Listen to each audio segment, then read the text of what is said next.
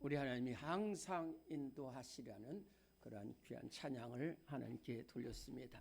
우리 하나님께서 우리를 항상 인도하시는 은혜가 여러분 모두에게 함께 하시기를 간절히 바랍니다. 네, 우리 한번 따라 하겠습니다. 나는 복된 사람입니다. 더 크게요. 우리 교회는 복된 교회입니다. 고개를 드시고 눈 감지 마시고, 눈 감으면 이 마귀가 역사하는 거예요. 딱 고개를 뜨셔가지고 탁 이 시간 하나님, 모든 순서가 다 그렇습니다. 예배는 정말로 감격으로 드리지 않으면 죽는 거예요. 여러분들 이 감격으로 드리지 않으면 예배에 나올 필요가 없습니다. 이 예배에 목숨을 걸고 이 말씀에 목숨을 걸고 들으면은 그 말씀이 씨앗이 되고 생명이 되고 은혜가 되는 줄로 믿습니다. 네, 저를 잘 보시기 바랍니다. 제가 오늘 우리 교회는 복된 교회이다라는 말씀을 그냥 구호로 한 게 아닙니다. 제가 요즘 이렇게 보니까요, 우리 교회 성도들이 얼마나 귀한 성도들이라는 것을 알게 됐어요.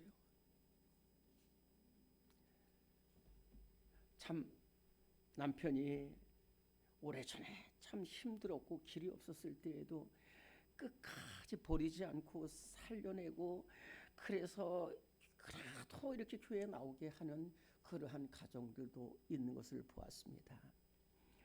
또 남편이 참 이 고칠 수 없는 그러한 생활 습관으로 어려워졌는데도 낙심하지 않고 끝까지 기도해서 그 남편이 아주 교회 예배를 잘 나오고 모든 예배에 잘 나오고 심령도 새로워지고 이런 가정도 있습니다.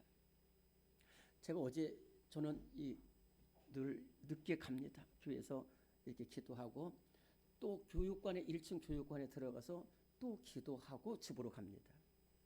근데 어제는 교육관에 들어가질 못했어요. 어떤 모녀가 그 시간에 퇴근하고 와가지고 힘든데도 거기 교회에서 기도하고 있어요. 그래서 내가 저 기도를 방해하면 안 되겠다 해서 이렇게 먼저 갔습니다. 제가 가면서도 너무 기쁜 거예요. 저 사랑의 기도가 있구나.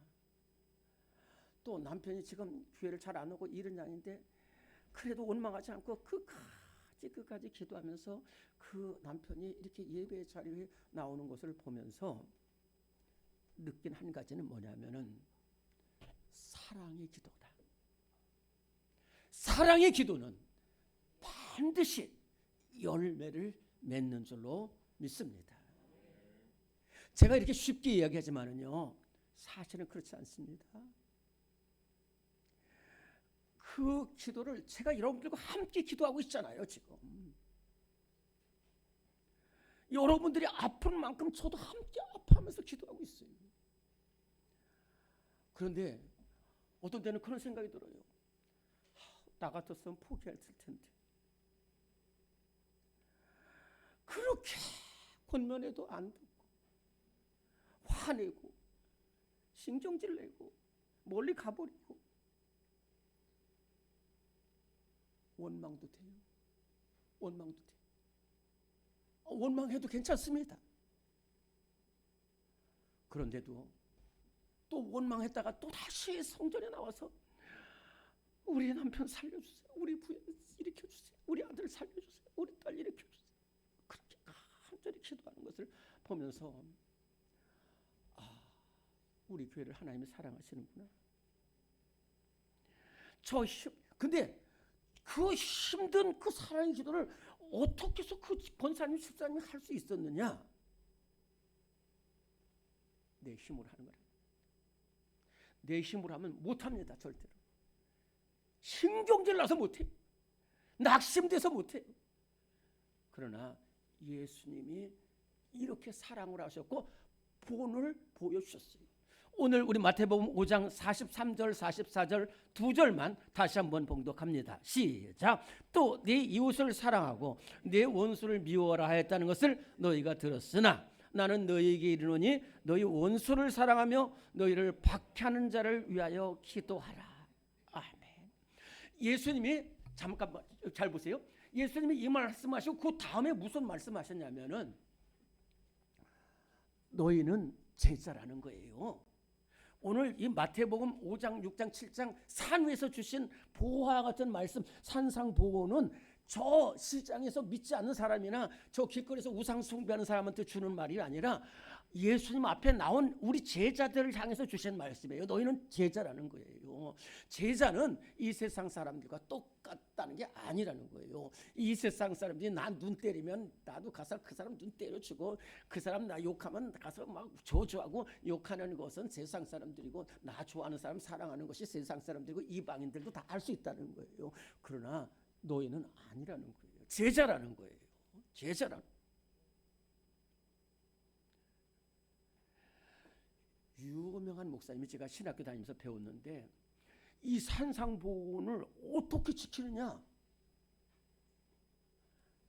그래서 3가지 학설이 있어요. 못 지킨다. 내 원수를 사랑하고 날 비판하고 내 왼뺨 때려서 오른뺨도 돌려대는 거 못 지킨다는 거예요. 그냥 한 말이라는 거예요. 아니면은 2번째 학설은 그냥 해보는 말이다라는 거예요. 지키면 좋고 안 지키면 할 수 없다는 거예요. 3번째 학설은 지킬 수 있다는 거예요. 어떤 사람이 은혜 받은 사람이 예수님의 사랑을 아는 사람은 이 말씀을 지킬 수 있다는 거예요. 그래서 오늘 여러분들 이 자리에 왜 왔냐면은 제자로서 살기 위해서 이 자리에 왔기 때문에 정말로 그렇게 힘든 사람이지만 눈물로 기도해. 끝까지 기도해. 반드시 결실과 열매가 맺혀질 줄로 믿습니다. 사랑의 기도는 어떤 기도냐? 포기하지 않는 기도예요. 끝까지 하는 기도입니다. 오늘의 말씀 1번입니다. 시작. 사랑의 기도는 포기하지 않는 기도입니다. 창세기 18장 32절. 아브라함이 또 이르되 주는 노하지 마옵소서. 내가 2번만 더 아뢰리이다. 거기서 신명을 찾으시면 어찌하려 하시나이까. 이르시되 내가 신명으로 말미암아 멸하지 아니하리라. 저를 잘 보시기 바랍니다. 아브라함의 일평생에 십자가가 있었습니다. 그것이 뭐냐면 조카 롯입니다. 여러분, 제가 이게 힘들게 하는 말이 아니라 아브라함은 저 갈대아 지방의 우르라는 곳을 지금 현존하는 세계 최고 가장 오래된 큰 도시가 우르라는 곳입니다. 그 우르라는 곳에서 우상 숭배가 가득한 우르라는 곳에서 아버지 데라가 우상을 만드는 사람 장이었습니다. 책임자였습니다. 거기에 맏아들로 태어난 사람이 아브라함이고 둘째 아들이 나홀이고 셋째 아들이 하란인데 셋째 아들 하란은 롯을 낳은 후 바로 죽었습니다. 그래서 아브라함이 피똥이 된 롯을 이렇게 책임지면서 하나님께서 이동하라는 대로 하란으로 갔고 또 하란으로서 75세 됐을 때에 또 가나안 땅으로 가라고 그럴 때 갈 바를 알지 못하며 이 조카 롯을 데리고 갑니다. 그리고 나서 이제 애굽으로 내려갔다가 다시 베델로 올라와서 처음 거기서 하나님께 예배드렸던 베델로 올라오게 됩니다.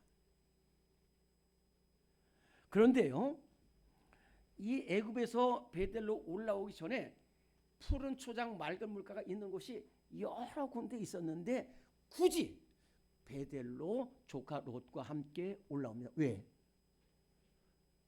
하나님의 백성이기 때문에. 하나님께 거기서 예배 드리라고 한 곳이고 처음으로 예배를 드렸고 하나님을 만난 곳이기 때문에 그렇습니다. 고개를 잘 드시고 보시기 바랍니다. 그래서 거기로 갔더니까 영적으로는 아주 좋은 곳인데 하나님을 만나는 곳인데 육적으로는 풀밭 물가가 없는 거예요. 그런데 그 애굽으로 갔다 온 사이에 아브라함도 부자가 되고 가축도 많아지고 노비도 많아지고 롯도 부자가 되고 가축도 많아지고 노비가 많이 되다 보니까 작은 베델에서 거기서 싸우게 일어나서 결국은 아주 심한 싸움이 일어나가지고 노복기들을 싸우다가 죽는 일까지 발생하게 됩니다. 그때에 아브라함이 양보를 합니다.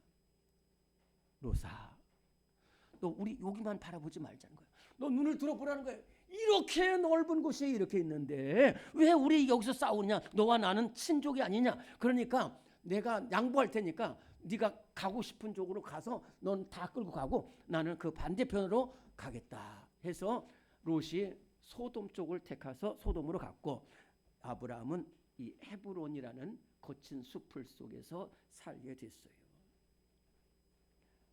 그런데요, 이 숲을 속에서 사는 아브라함에게 하나님이 나타나셨어요. 제가 며칠 전 새벽 기도에서 이 말씀을 청구하면서 지는 것이 이기는 것입니다 라는 제목으로 말씀을 드렸습니다.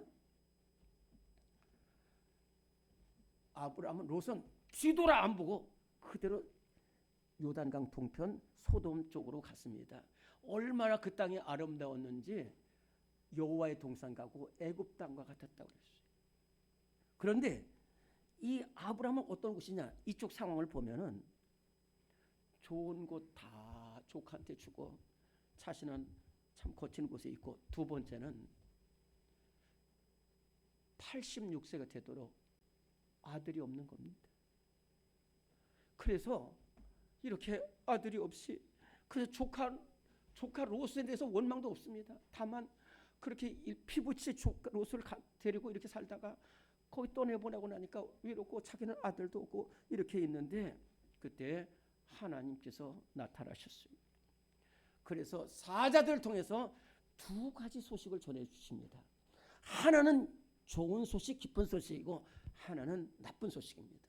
첫째, 좋은 소식은 뭐냐면은 그렇게 아들도 없이 그냥 다 양보하고, 그런데 하나님 그것을 그 아브라함을 귀하게 보셨어요. 그래서 네가 1년 안에 너의 부인 사라에게 아들이 있으려고. 두 번째는 그래서 너무너무 좋았습니다. 믿었으니까. 그리고 또 하나는 저 소돔의 죄악이 나에게 들렸다는 거예요.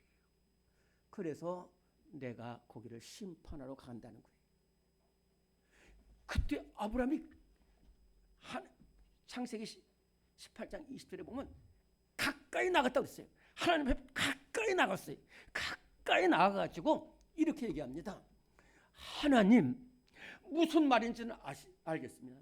제가 하나님이라도 소돔 심판해야 됩니다. 다만 거기에 우리 롯이 의인인 롯이 살고 있는데, 소돔이 아무리 밉다고 해서 한꺼번에 의인까지 멸망시키면 어떻게, 거기에 의인들이 있을 수 있지 않습니까? 그러면서 하나님이 의인을 악인과 똑같이 대하는 것은 하나님 부당합니다. 그러면서 그래서 50인 있으면 어떻게 합니까? 그랬더니 하나님이 50명 있으면 내가 멸하지 않겠다는 거예요. 그래서 그런데 기도하다 보니까 50명이 안 될 것 같아. 그러면은 포기를 해야 되잖아요. 그런데 또다시 달라붙습니다.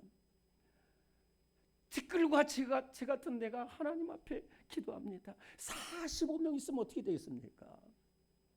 멸하지 않겠다는 거예요. 그래도 안 될 것 같아. 그래서 이번에 뭐라고 하냐면, 내 주여 노하지 마옵소서. 내 주여 노하지 마옵소서. 30명 있으면 안 되겠습니다.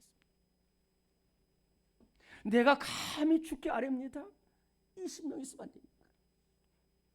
그리고 오늘 이제 한 번만 더 죽게 무슨 얘기냐면은 아무리 봐도 안 돼. 그리고 나는 한없이 부족해. 그래도 끝까지 그 뒤로 아무런 얘기가 없습니다. 그런데요, 드디어 하나님이 소돔성을 유황과 불로 심판하는데 롯은 살려낸답니다. 이 롯이 살아났어요.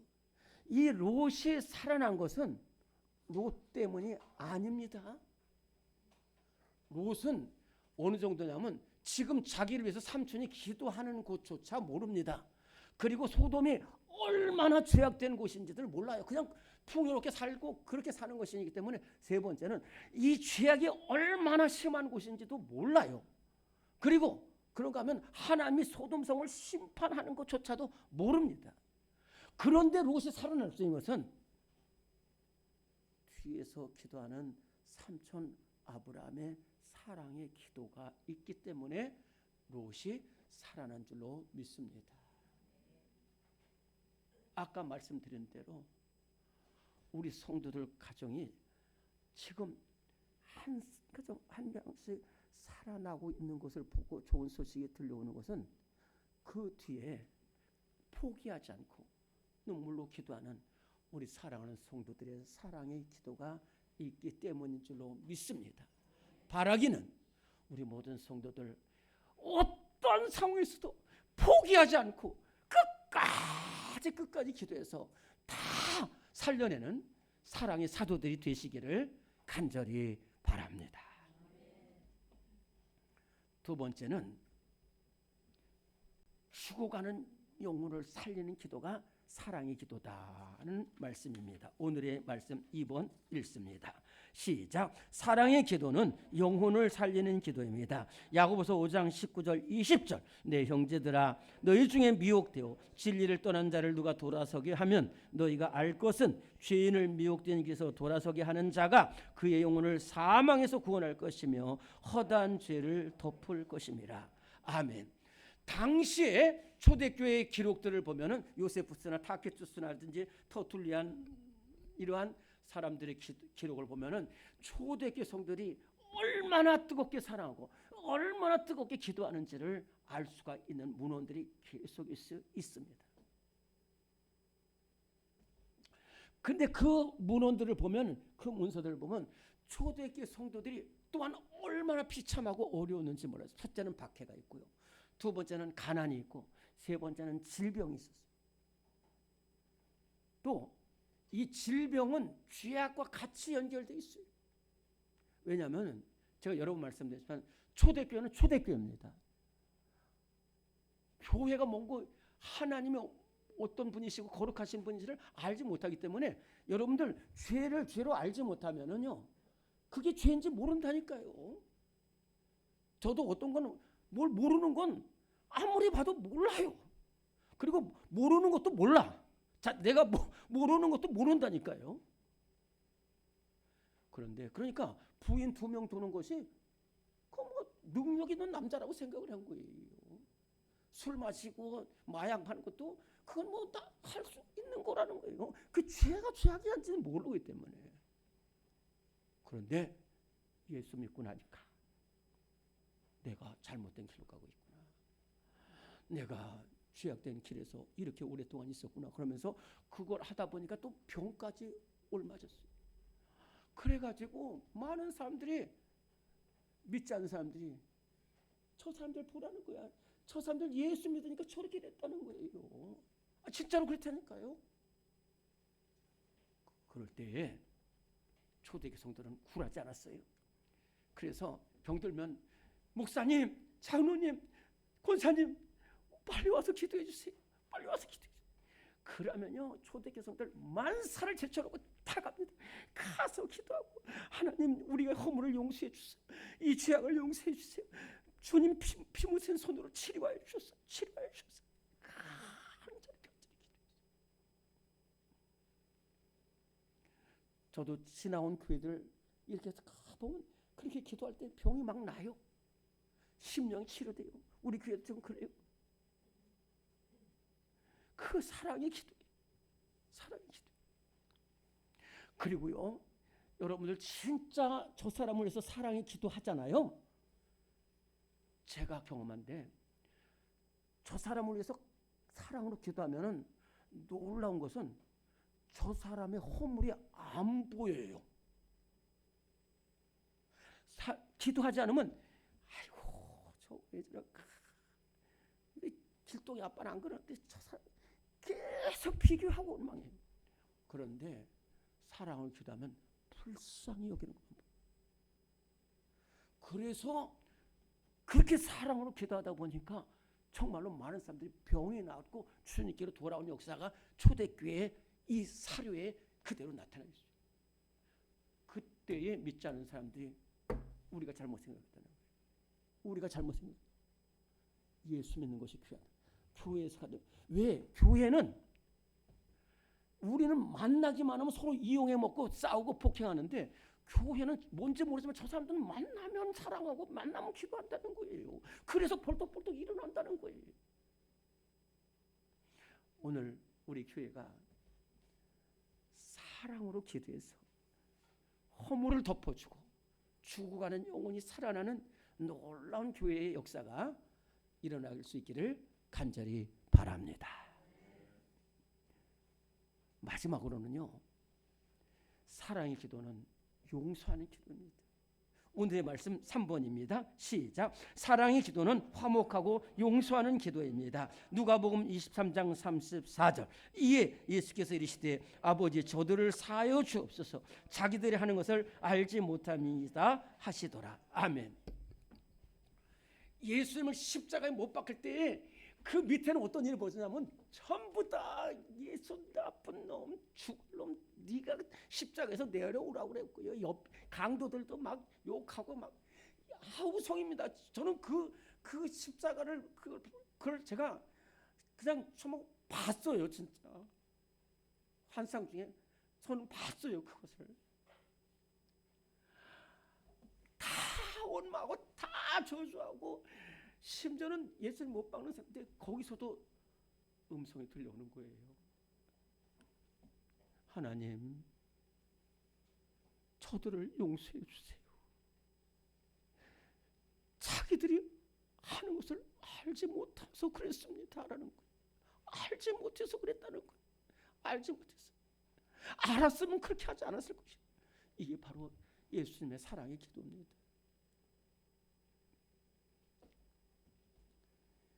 이 누가복음 23장 30절 이 예수님의 기도는요, 그 뒤로 온 세상을 바꿉니다. 온 세상을 바꾸고 역사를 뒤바꾸는 실제 사실이 그래요. 사실. 어떻게 그렇게 됐냐? 로마 시대가 예수님을 십자가에 못 박은 시대입니다. 그리고 로마는 황제 외에 섬기는 것은 다 우상에서 다 죽여.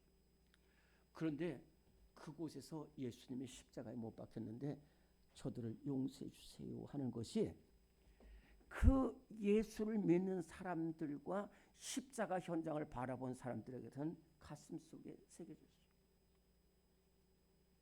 그래서 예수를 믿는 사람이라는 건 곧 예수님처럼 기도하는 사람이라는 거예요. 그래서 로마 제국 시대는 약 200만 정도의 노예들이 있었다고 그래요. 200만 정도의 노예들이. 노예는 사람 취급 안 합니다. 그래서 어떤 사람은 노예는 일하는 기계이다라고 그랬어요. 동물과 다른 점은 조금 말과 언어가 있다는 것밖에 없다는 거예요. 노예를 죽일 수도 있고 팔 수도 있고 때릴 수도 있고 그래도 죄가 아닌 시대. 그렇기 때문에 로마 시대에 수많은 노예들이 있는데 이 노예들이 예수 믿는 사람들이었어요. 노예들 중에 많은 사람들이 예수 믿는 사람들이었어요. 마찬가지로 주인한테 매일 채찍에 맞고 또 정말로 말로 다 할 수 없는 모욕을 받았어요. 그런데 그 노예 그리스도인들에게 예수님의 십자가의 기도가 그들 가슴속에 메아리쳤어요. 그래서 이런 일은 한두 번이 아닌데 한 6명의 노예들이 한 주인한테 얼마나 맞았는지 다 일어나지 못할 정도였어요. 그래가지고 소우리에 가가지고 거기서 서로 치료하고 있으면서 기도했습니다.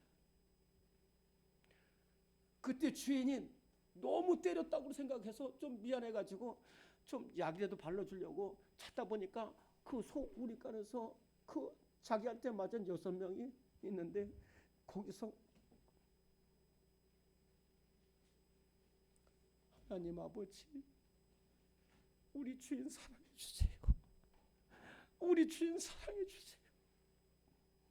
우리 주인이 예수님을 알지 못해서 그랬어요. 우리 주인 사랑해 주세요. 그 기도를 주인이 들었어요.